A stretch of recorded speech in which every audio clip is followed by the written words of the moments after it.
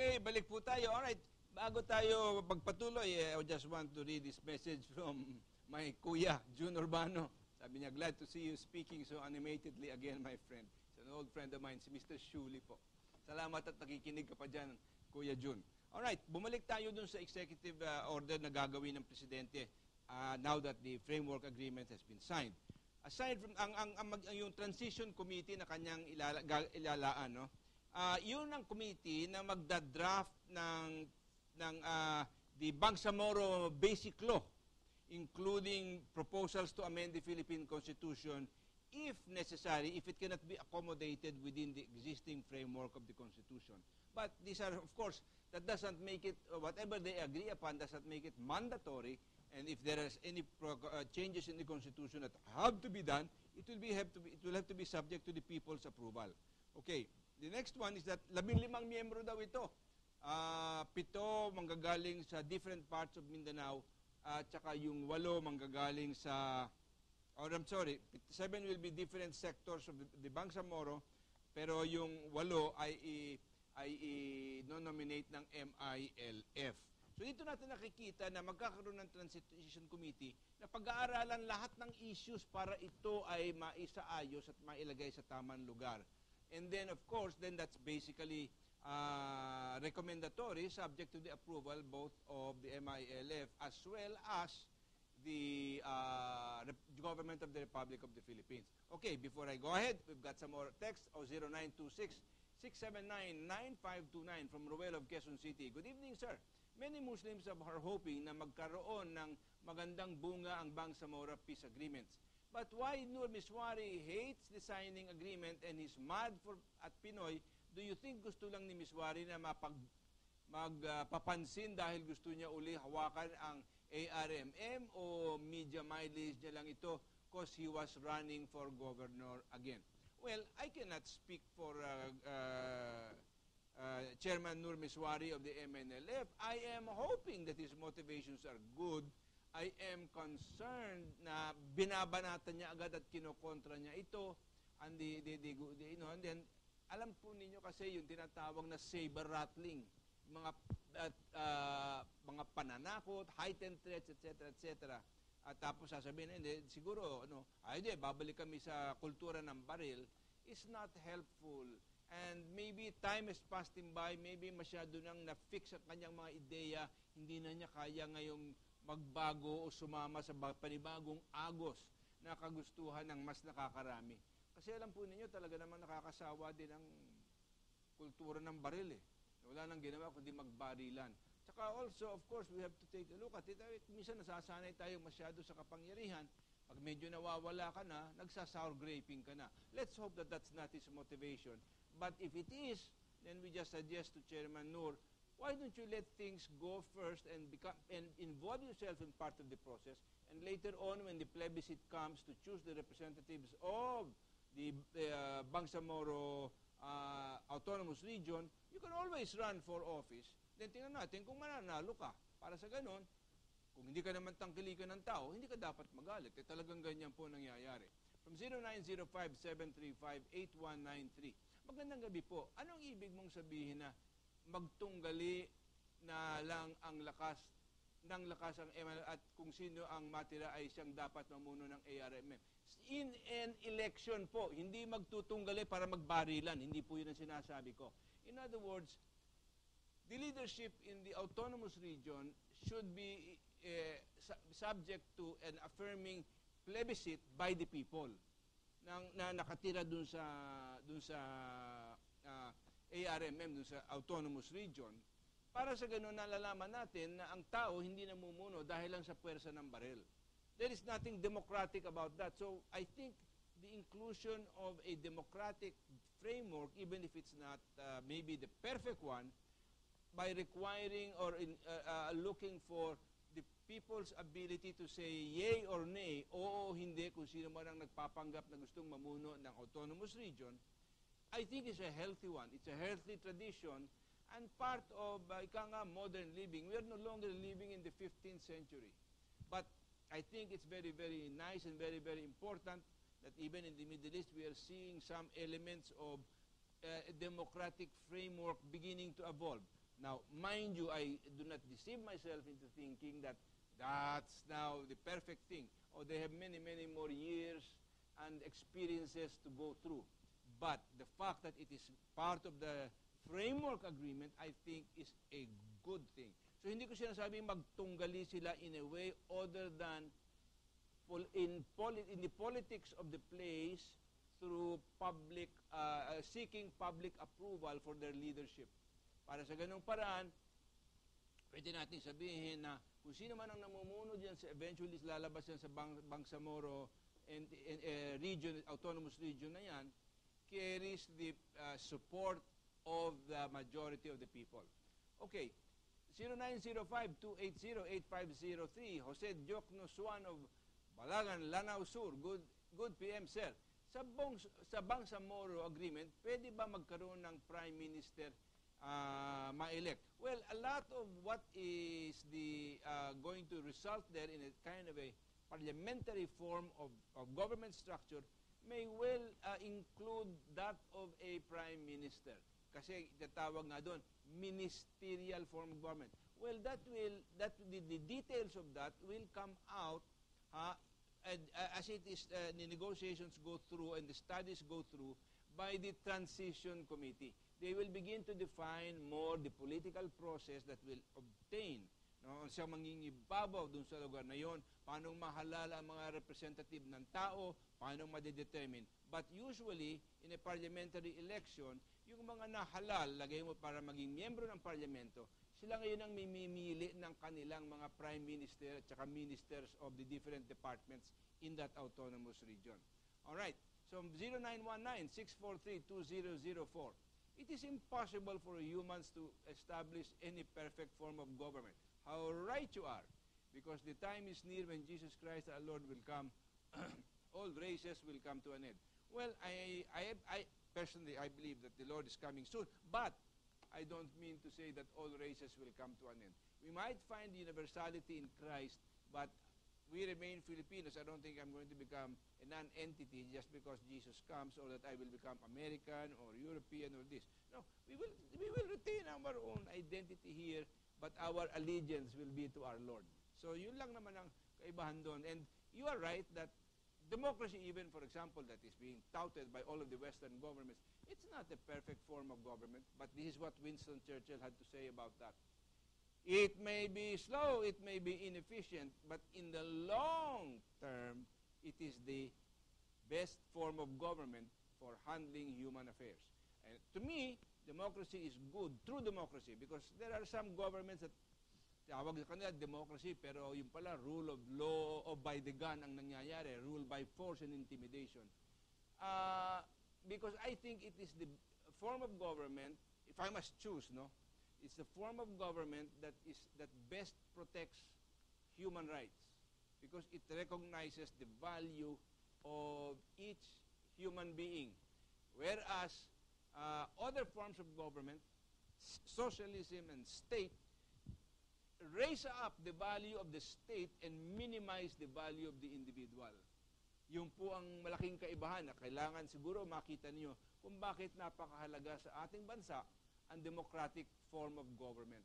Because dito natin nakikita na habang it's not perfect at marami pa ring depekto, alam po ninyo, in the long run, I think it is what gives greater dignity to the individual human being and does not say that the state is more important than the individual, although the interest of the majority of the people may be greater than the interest of the individual.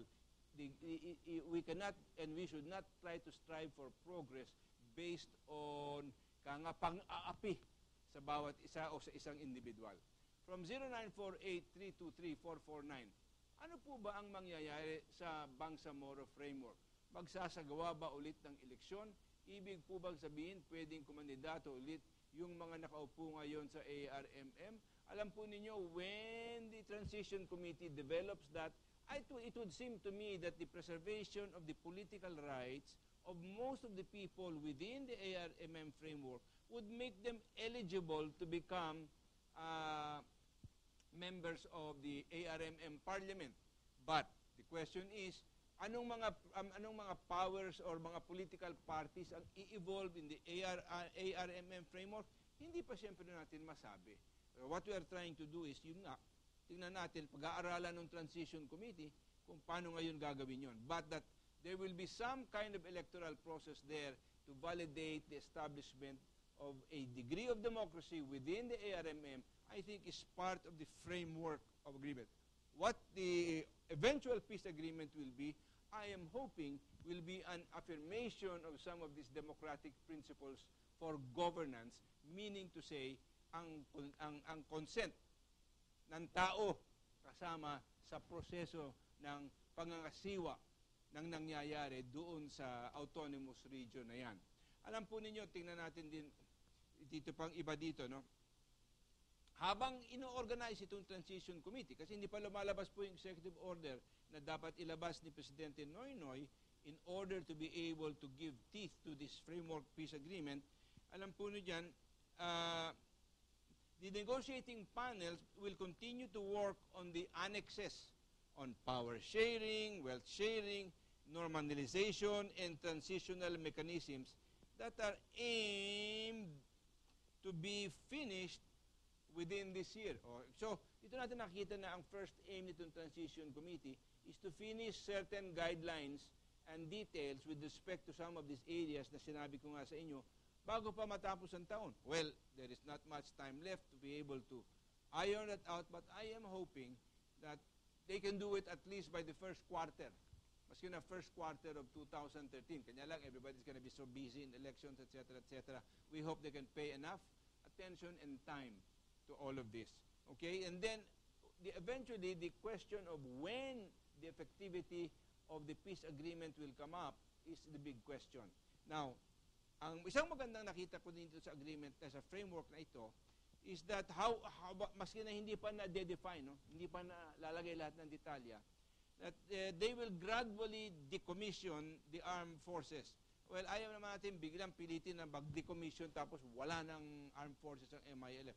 I think yes, the gradual decommissioning so that they can be trained, they can be integrated, and they can be prepared perhaps later on to assume police powers within the ARMM. Kanya lang, kailangan na-train na rin sila ng matino, to become respecters of law, to become compassionate towards the people, to serve with integrity and honesty the people within the autonomous region.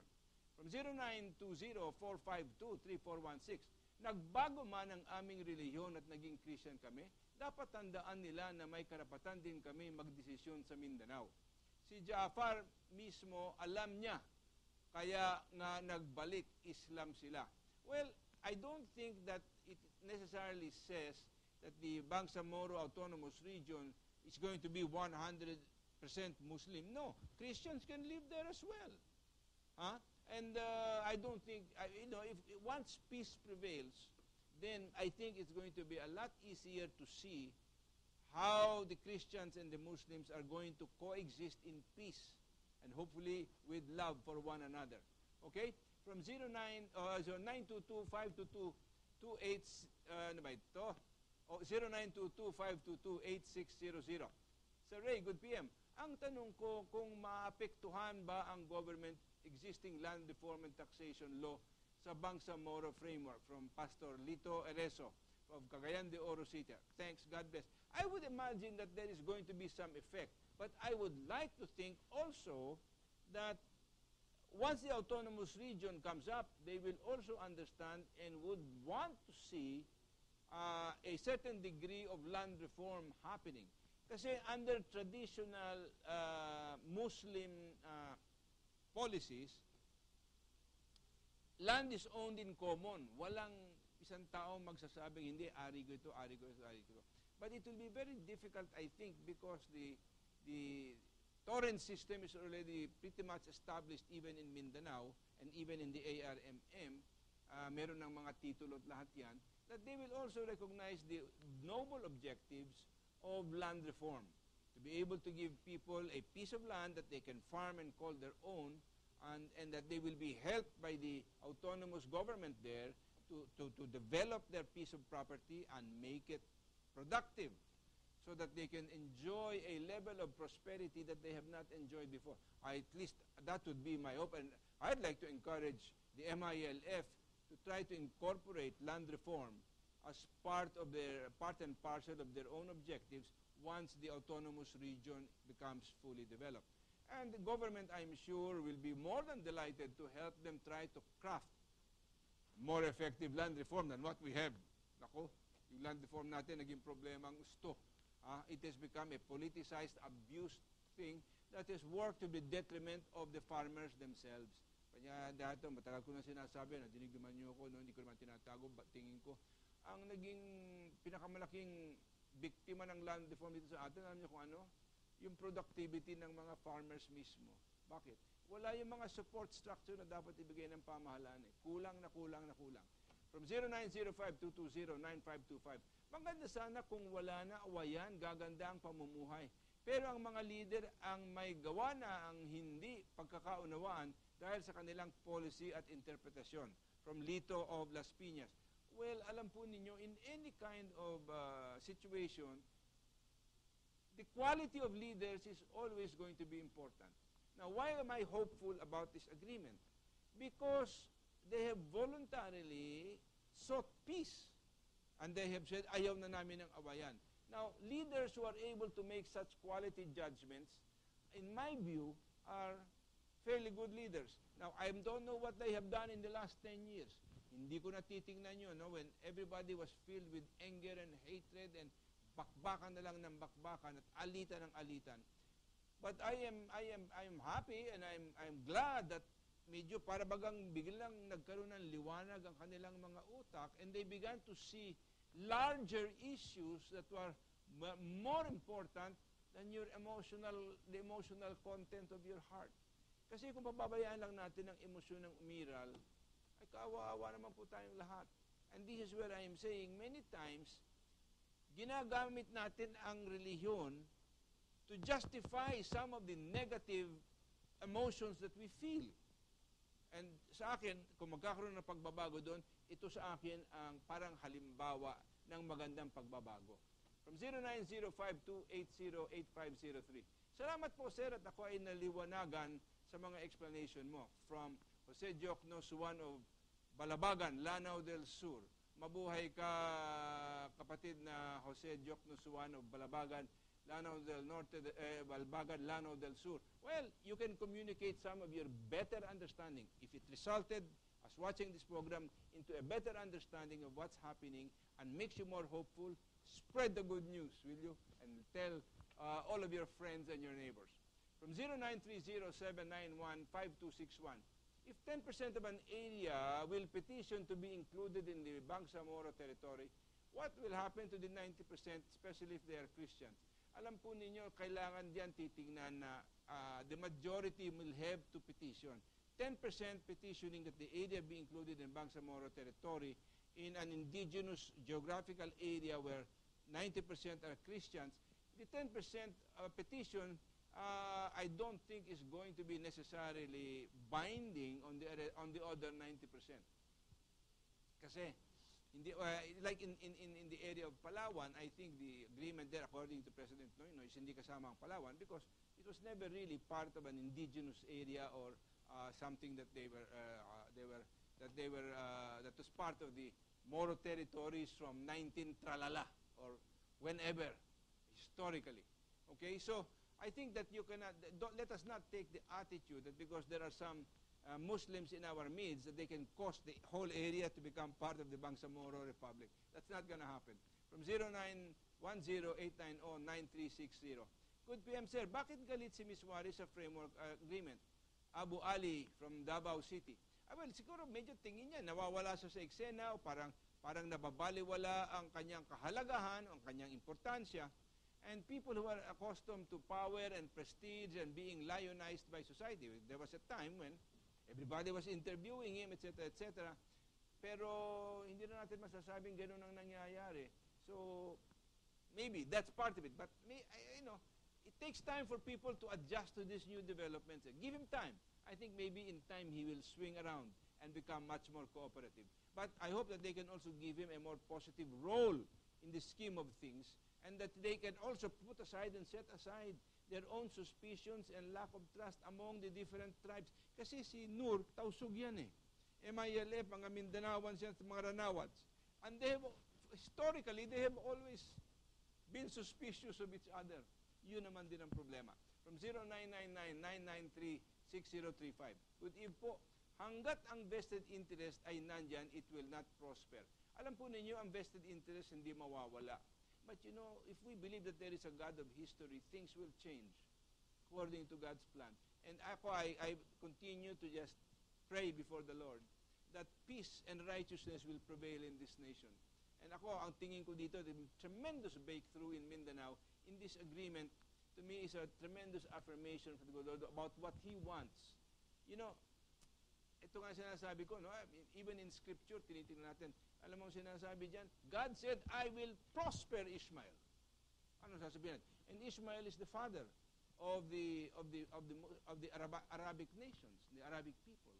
So, wag natin isipin na kung tayo Kristiyano, lahat ng biyaya lang sa atin at sa kanila sila'y etsapuera, wala. That's the kind of dogmatic, narrow thinking that is responsible for a lot of violence and prejudice in the world. So, ang dapat natin tingnan dito is that let God be God, and let's just do our share by doing the very best we can in our circumstances sa ating bakuran. Let us not allow negativity to just prevail na wala na tayong magagawa. Okay, so iyan po ang karamahihan ng mga nangyayari ngayon at ang halaga ng nangyayari. Ang sinasabi ko lang po sa inyo, please, try to make sure that we remain positive and supportive of this peace negotiation. So much is riding on it, and I think that if this is a successful effort, my goodness, the benefits to this nation will be difficult to try to estimate. It's going to be a great one. But I also warn you, don't raise your expectations so high na wala nang makakatupad dun. Let's be, to some extent, realistic, but let's not be negative. Let's simply be positive and keep on letting positive feelings and emotions prevail in our own life regarding this agreement.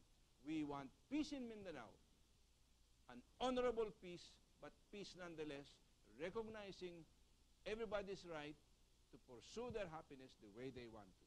Okay, I want to thank you for being with us today. At ngayong gabi po, salamat sa pagdalo nyo. And I hope that you can take to heart some of the things we've said regarding this framework agreement that has been signed between the government and the MILF. Thank you for being with us. God bless you. We'll see you next week.